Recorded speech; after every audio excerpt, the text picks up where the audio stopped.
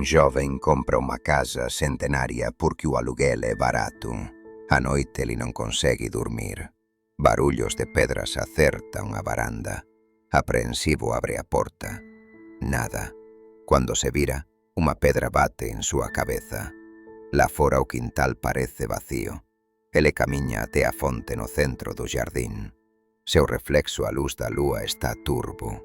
Algo se move ao seu lado. Unha sombra que non é dele. Ele corre para o cuarto, busca abrigo, mas ao pasar pelo corredor sente un puxón no tornocelo.